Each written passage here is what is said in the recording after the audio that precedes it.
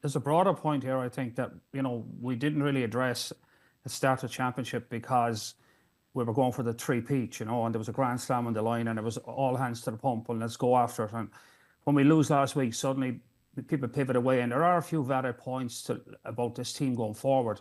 If you take the following players, O'Mahony, Healy, Murray, they're all gone now. So that's three. Furlong, Phelan, Tyke Byrne, Van der Fleer, Jack Conan, Gibson Park, Bundy Aki, Robbie Henshaw, Gary Ringrose, and James Rhoda. That's 13 players. The next World Cup will all be well into their 30s. They're all 30 or older at the moment.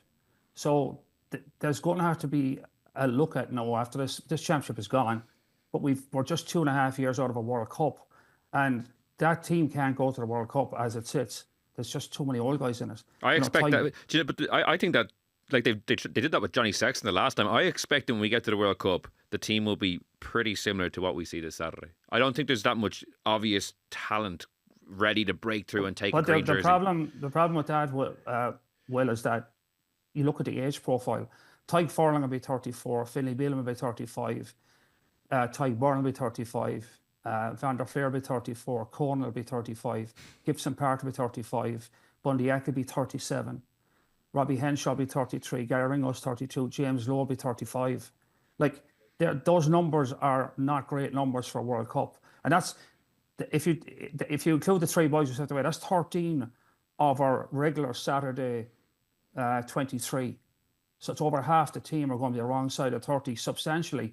And you might make the argument about some of them, like Gibson Park, scrum half, age isn't that important. But I mean, it is, we find ourselves now 2.5 years out of a World Cup, and you have to look at potentially a major reconstruction going to the World Cup. Now, I'm not trying to hit the alarm bell here, but it's not something we addressed at the start of the championship because we were in a position to potentially win a Grand Slam, and you're not going to go down that rabbit hole with a Grand Slam on the table, but that's gone now. So it might be time to pivot away and look at it. Not maybe for this weekend, but at the end of the championship, what's the next move for Ireland with that age profile?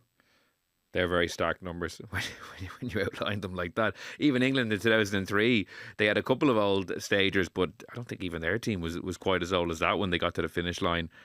So yeah, like that's why that summer tour, when a lot of guys are away in the Lions tour, a lot of those senior guys in their 30s are on the way in the Lions tour. Simon Easterby will have a big task about identifying and bringing through some guys.